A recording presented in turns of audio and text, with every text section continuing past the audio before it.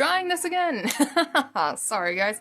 So just to reiterate what you need paper of some kind. It can be fancy paper, it can be anything. We all get those leaflets they hand out for places you visit. So you might as well use those now. You can make a nice Fukushima bracelet, you know? So you need a flat edge to do a little bit of triangle tracing. You're going to need a pen if you're a perfectionist like me. And you will definitely need something small. You can use like a skewer or a toothpick is perfect. You're going to need some glue. Glue stick is preferable. And you're going to need scissors. So, it should not be sideways. Alright, where are we at here?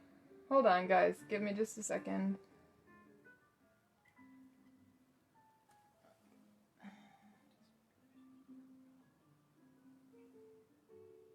Sorry, 2 seconds, technical difficulties.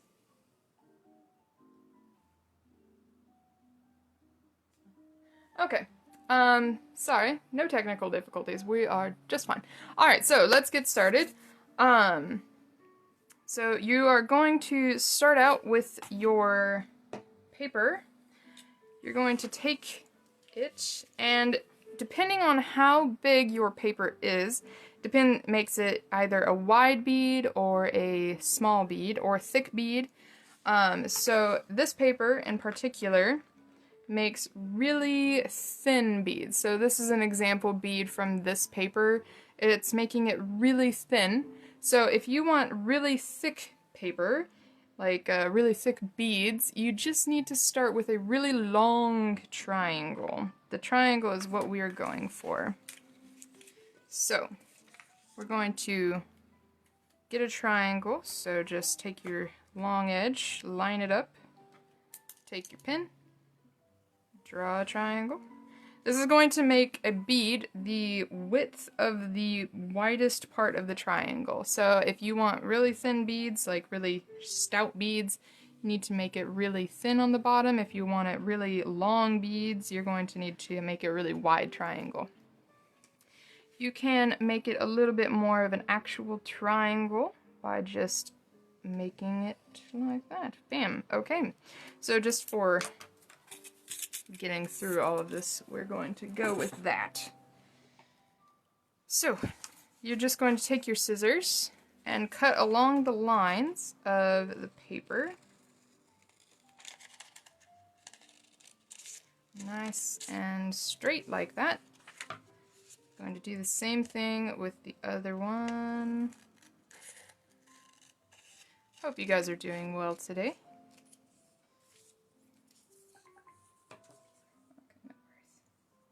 Alright, so now what you're going to do, you have your piece of paper, and you are going to just take your toothpick, put it at the end of your bead.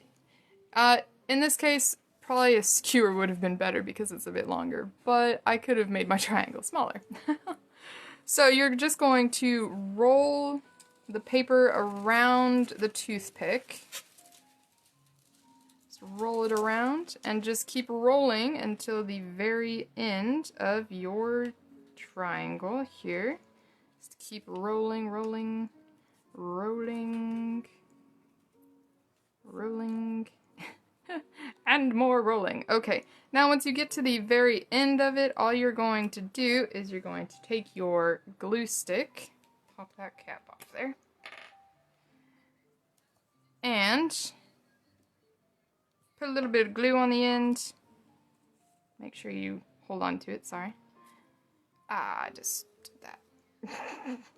You can fix that simply by holding on and tightening the paper again. There you go. Just roll it around, continue, and there's your bead. So, this is a very wide bead. Very wide bead. So it's almost the length of one of my fingers. You might want to make it a little bit shorter, which means that you want your base to be a lot smaller. So like this one, for instance, it's very small. It's going to make a very small bead. So we'll do this again. You're just going to roll, roll, roll. Try to keep your paper straight. Just keep going. You can make this out of magazine paper, you can make this out of pretty much any paper, as long as it's not like a photograph paper, because it's a little bit, it just won't stick very well. So you're just going to add a little bit of glue. You don't need a lot of glue. This is why glue sticks are really good for this, because it dries quickly. You're just going to keep putting that around. I'm going to roll. And then you now have an Izaka map bead. Bam. So, there you go. If it does start to unravel, just add a little bit of glue onto it. Whew. My glue is the kind that disappears as soon as it dries, so I don't need to worry about that. It's always good to have that stuff on hand. You can make other shapes besides just these kind of, these. You can, if you cut out a triangle, whoops. You cut out a triangle and then you just, or a square, more square. And then you cut a triangle into the square, it's going to actually affect how the shape is, because once you roll it up, you'll see, so I will just roll this one up. It's going to make kind of like a little mountainous looking bead. Get this one started, here we go. This paper, the thicker the paper you do, a little bit more difficult it's going to be to get started, so just be aware of that. But it's going to look fun in the end. So, let me just roll, roll, roll. And I mentioned in the introduction video, but we have already made 12,000 yen, and that is not even all of it. So definitely thank you guys for donating if you can. If you are in a place, please do consider donating, because that is the point of today. But I understand if, you know, we're all in different places right now, so don't worry if you can't. Okay, now this one is a little bit trickier to glue, because it's going to start unraveling if you're not careful. So just hold on to it. Put it on the table. Okay. You're just going to want to roll it on the table. Nope, I just did that. Just, there we go. Just gonna roll. No. Sorry, guys. One at a time is best. I don't often make this style of beads, so there we go. And again, if it starts to unravel on you, or maybe you didn't apply the glue well enough, just put a little bit onto it. It's really useful. Make sure it looks nice. And now you can kind of see that the bead has a bit more of like a loop, a little bit of a mountain concave in there. So that is another bead. You can make a really nice Izaka map necklace just with these beads. So you can do it with anything. Magazine covers are really colorful for these kinds of things, and you know, yeah, Kathy. Kathy, if you want a thicker bead, you should use much longer papers. So, when I cut out this strip, I just cut the short side of the paper. But if you wanted a long strip, you definitely want, or if you want a thick bead, you definitely want to use a long triangle. So there's this. If I wanted a really thick bead, I could cut out this as a triangle. It's going to be a really long and a really narrow triangle, but it's definitely going to be a very thick bead. So, do we have any other questions? I think I will just make one more, maybe, here. Just so we have another example. Goodness. Well, I hope that we can make a lot of money today for the charities. Sora is really kind of special to me. I haven't been there yet, but you know, I'm going to when I have a car soon, hopefully. So hopefully I'll get to go out there, and maybe I can even tell them, hey, you know, a lot of the international resident community and people across the world donated. And as I pet all of the dogs, of course, I will pet them and I'll be like, you're such a good boy and everybody loves you.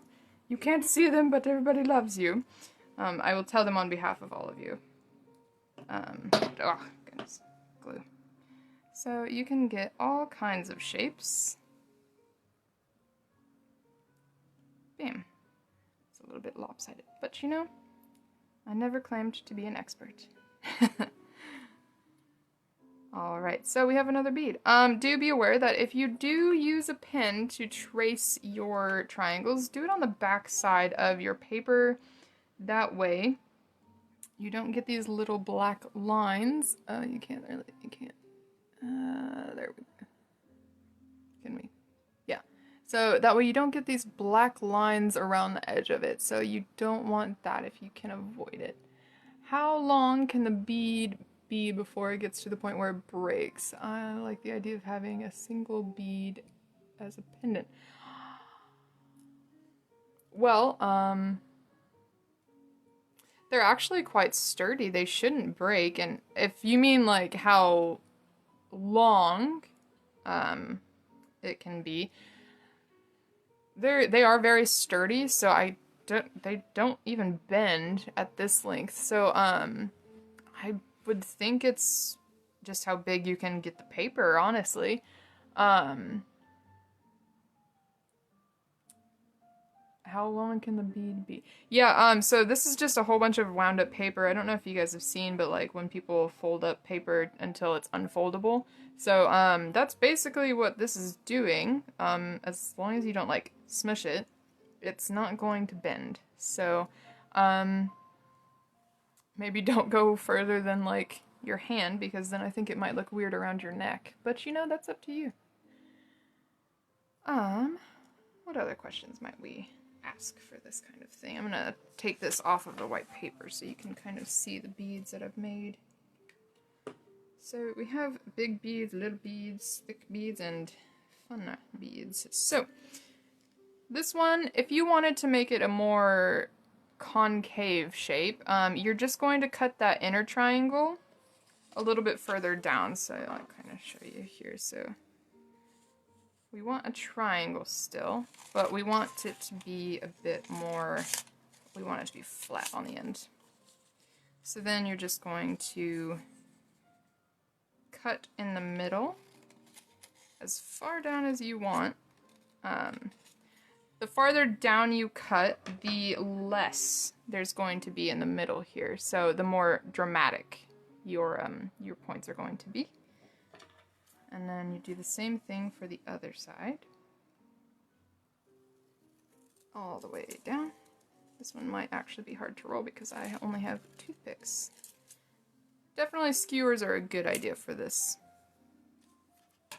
So, we have this, and it's going to make a pretty mountainous looking bead.